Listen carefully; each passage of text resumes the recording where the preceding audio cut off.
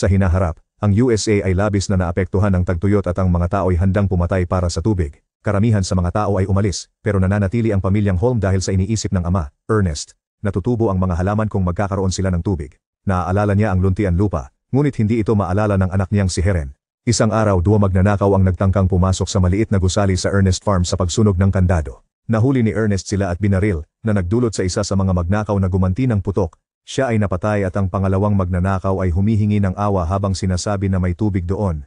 Sinasabi niyang kailangan niyang umihi at umabot sa pantalon, ngunit nakita ni Ernest ang baril at pinaputukan siya. Nakikita ni Jerome ang lahat mula sa malayo at sinasabi niyang makatutulong siya, ngunit sabi ni Ernest, tawagin siyang tatay sa halip na pangalan. Binuksan ni Ernest ang gusali, na lumalantad ng bomba. Sa kasamaang palad, hindi ito nagbibigay ng tubig.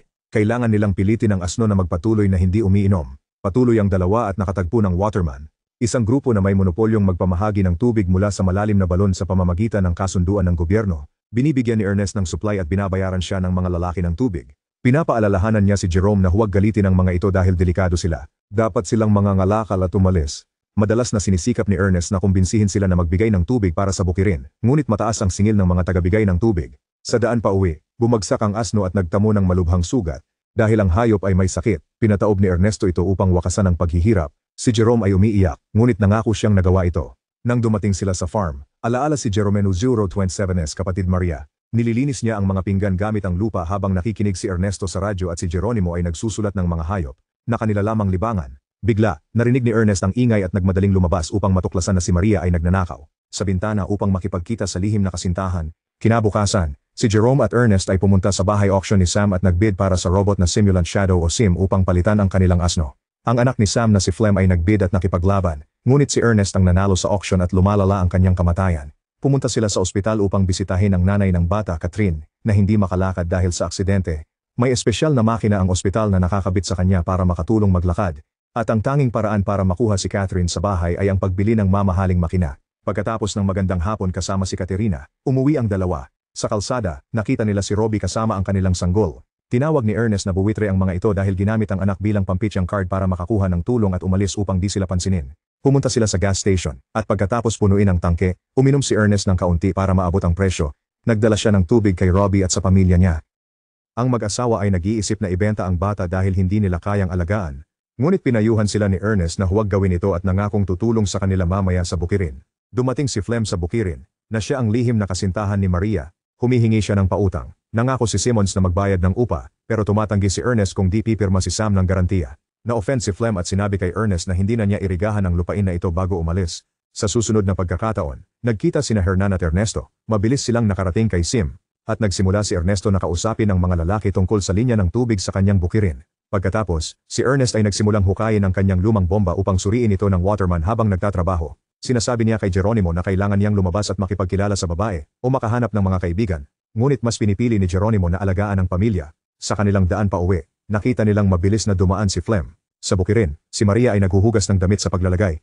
Isang panlinis sa vacuum cleaner, dumating si Ernest at pinagbawalan siyang lumabas. Dahilan upang magalit si Mary at sabihin na sapat na ang kanyang gulang para gawin ang nais niya. Sabi ni Ernest na gusto niyang protektahan siya, pero sinabi ni Mary na galit siya sa ama at mahal ang plema, saka siya nagtangkang tumakas. Nakasalubong niya si Jerome at humingi ng pera. Binigyan si Ernest ng oras para mahabol siya at pigilin siya.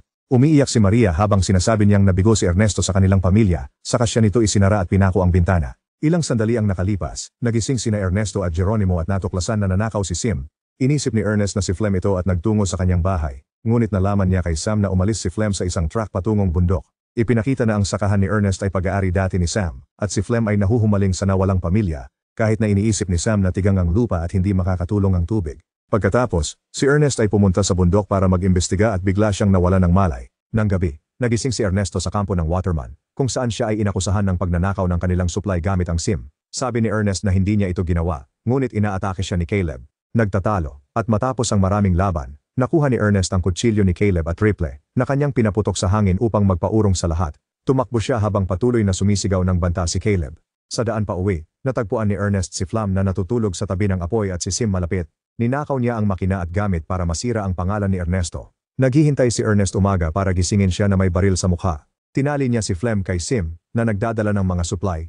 Habang naglalakad sila sa ilalim ng araw upang hanapin si Waterman, patuloy na pinagtatawanan ni Flem si Ernest sa pagbanggit kay Mary. kaya't hinila ni Ernest ang lubid upang siya ay mahulog bilang parusa. Sa wakas, pareho silang sobrang uhaw para makaligtas, at pinadama ni Flem kay Ernest na huminto at uminom. Ang mga supply ay may alcohol, tubig at si Ernesto ay nalalasing dahil sa kanyang adiksyon. Nagpapanggap si Flem na uminom, sinasabi niyang gusto ni Caleb ang kanyang ulo, kaya ninakaw niya ang makina para makaligtas.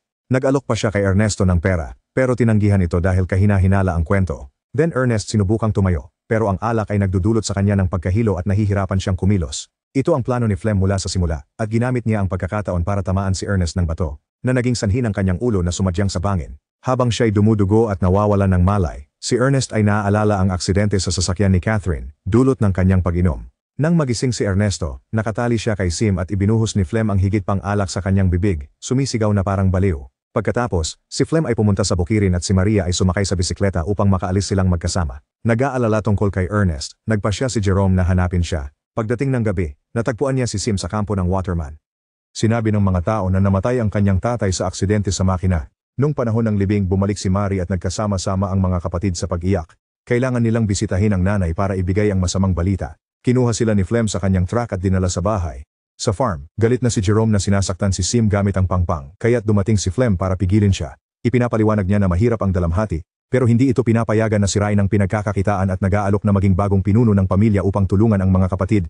Gumulat din siya kay Jerome sa pagsasabing buntis si Maria. Malaking plano ni Flem para sa farm at pumayag si Jerome na subukan ito. Nang hapon, nagdala si Flem ng supply sa waterman at humingi kay Caleb na maglagay ng tubo sa bukirin. Una, tumatanggi si Caleb. Pero bigla siyang sinisi ni Flem sa pagkamatay ni Ernest, dahil natagpuan ang baril at kutsilyo ni Caleb sa katawan. Natatakot sa kahihinatnan, pumayag si Caleb na ilihis tubig sa lupain ng mga kapatid. Ilang araw ang lumipas, na-install na ang bagong bomba ng bukirin at nagtatrabaho si Flem buong araw upang magtanim at palaguin ang trigo, na dinidiligan ng sprinkles.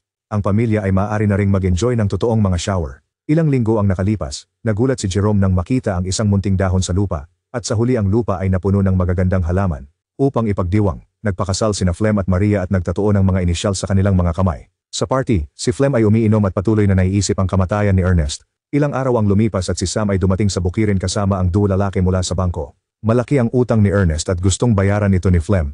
Kinatakot ni Flem ang mga kabayo gamit ang bisikleta para magmukhang matatag. Ngunit ipinaliwanag ni Sam na walang nais bumili ng lupa kay Ernest dahil hindi siya umalis dito. Salamat sa tubig at sa mga pananim, maibebenta ng bangko ito, kaya kailangang magbayad si Flem kung ayaw niyang mawala ito sa gabi. Inilagay ni Flem siya sa truck at kinuha si Robbie at ang sanggol. Nagpapanggap siyang magtatanong tungkol sa mga presyo para makakuha ng ideya, ngunit ibebenta ni Flem ang bata laban kay Robbie. Nababahala, tinanong ni Robbie ang sanggol, nagpapaputok ang mga mamimili, pinatay si Robbie. Sinubukan nilang magpaputok kay Flem ito, na gumanti habang tumatakbo, iniiwan ang makina sa likod. Nahuli si Sim sa palitan, at ang pinsala ay naguudyok sa kanya na bumalik sa orihinal na pabrika. Kinabukasan, nagbayad si Flem sa bangko gamit ang pera ng sanggol, pero sinabi niya sa mga kapatid na ipinagbili niya si Sim kay Robbie. Si Sim ay nakarating sa lungsod at natagpuan ni Calvin, na tinawagan ang may-ari ng sakahan. Kinuha ni Jerome ang tawag at nagsimulang magduda, kaya tumakbo siya sa lokal na pamilihan. Nakita niya si Flem na kausap si Sauce, may hawak na manika, nagpapanggap na ito ang kanyang sanggol. Napansin, Jerome, sinubukan ni Jerome na kausapin sila, ngunit mabilis na kinuha ni Flem ang kay Sue. Mamaya sa farm, nagtanong si Jerome kay Flem tungkol kay Robbie, ngunit sinabi ni Flem na kinuha ni Robbie si Sam at iniwan ang pamilya. Nagpasya si Jerome na tuklasin ang katotohanan. In-announce niya na bibisita siya sa ina, pero talagang sumakay siya ng bus papuntang hangganan. Hindi siya pinapayagan ng mga gwardya na makalusot dahil isa siyang minero na walang tagapag-ingat. Sa sandaling iyon, nilapitan siya ni Ana, na nag-alok na tumawid kung siya'y magbabayad. Sumang-ayon si Jerome, at inilagay ni Ana sa truck ng mga manok. Sa loob ng ilang oras, umabot ang truck sa lungsod at nakita ito ni Jeneromo sa kauna-unahang pagkakataon. Nagkikita sila ni Ana at dinadala siya sa pabrika, ngunit kalahating pera lang ang tinanggap bilang bayad. Ipinaliwanag na ang round trip ay pandaraya. Hindi siya kailangan ng gabay para umalis dahil walang makakapigil sa kanya. Bago umalis, tinanong ni Jerome kung kilala ba niya ang lalaki na si Ernest, ngunit hindi kilala ni Ana ang pangalan. Nakipagkita si Jerome kay Calvin, na ipinakita ang lahat ng function ng makina. Ang mga mata ni Sim ay kamera na dinisenyo upang kuhanin ang dalisdis para sa reforestation, at naitala ang lahat ng kanyang nakita. Tinuturuan ni Calvin si Jerome kung paano ito gamitin, at binibigyan siya ng kaunting pribasiya. Nagiging emosyonal si Jerome nang makita muli ang kanyang ama, ngunit nagiging takot siya nang malaman na pinatay ni Flem si Ernest. Nalaman na Flem ay nakatali si Ernest sa makina at ipinadala ito patungo sa kampo ng waterman, na para bang nawalan ng kontrol si Sim at aksidenteng dinala si Ernest sa kamatayan. Si Jerome ay nagkaroon ng basag sa opisina. Sa gabi, umuulan sa bukirin sa unang pagkakataon sa mahigit isang dekada. Bumalikan si Jerome, nagpapanggap na kalmado. At tinanong si Flem kung paano niya nakuha si Sim pabalik. Si Flem ay nalilito at sinuri ang bodega, nagulat na makita si Sim na nandoon na walang sugat. Sabi niya si Robbie ay dapat nagbalik nito dahil sa pagkakasala. Ilang araw ang lumipas, bumisita si Jerome sa kampo. Catherine sa totoo lang ay nangangako na aalagaan siya tulad ni Ernest. Isang hapon, sina Flem at Jerome ay namimingwit ng hayop upang ilayo ang mga ito sa tanim.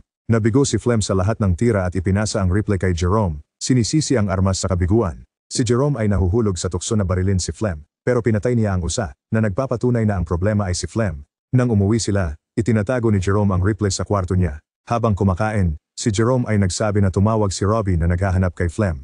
Nakakapagod kay Flem, siya'y napapasabog. Sinasabi ni Jerome na nagsisinungaling. Pinagsabihan ni Maria si Jerome sa kanyang ugali, ngunit iginiit ni Jerome na siya ay totoo, kaya't biglang lumabas si Flem mula sa silid. Kinabukasan, nakakuha si Flem ng sulat mula kay Jerome na nagpapanggap na si Robbie. Hinihiling ng mensahe kay Flem na makipagkita kay Robbie sa bangin dahil may problema siya. Bago umalis, hinanap ni Flem ang rifle sa. Sinabi ni Jerome na dinala ito sa tindahan para ayusin. Sinabi ni Flem na hindi ito gumagana ng maayos. Kaya't kailangan niyang makisama upang hindi mahuli at humingi ng tawad para sa kanyang pagsabog sa mesa. Pagkatapos kuhanin ng kutsilyo, pumunta si Flem sa mga bangin kasama si Sim at tinawag si Robbie. Biglang bumagsak siya sa nakatagong hukay at nabali ang kanyang binti. Sumisigaw si Flem sa sakit at humihingi ng tulong, ngunit hindi naiintindihan ng makina. Sa sandaling iyon, nagpakita si Jerome at tumingin kay Flem na may bato sa kamay. Nagpapahiwatig na alam ng bata ang katotohanan. Isang desperadong plema ang humihingi ng awa, ngunit hindi siya pinapansin ni Jerome, patuloy na nakatingin, pinapayagang magdusa sa ilalim ng araw. Nagsimula si Plegma, nagmakaawa ng tulong muli at pinakiusapan si Jerome na isipin ang kanyang kapatid at ang sanggol. Nagbigay siya ng talumpati tungkol sa aksidente at pagsisisi, na nagpagalit kay Jerome kaya't pinaputukan niya si Flem, na nagresulta sa pagkamatay niya. Nang umuwi si Jerome, hinayaan niyang isipin ni Mary na iniwan siya ni Flem at hindi niya sinabi kung paano namatay si Ernest. Salamat sa pera mula sa ani, makakabili na sila ng totoong pagkain, at pumayag ang magkakapatid. Sa wakas ay makakabili sila ng makina upang makasama na si Catherine. Binura ni Jerome ang lahat ng footage sa Sim, handa nang muling magsimula.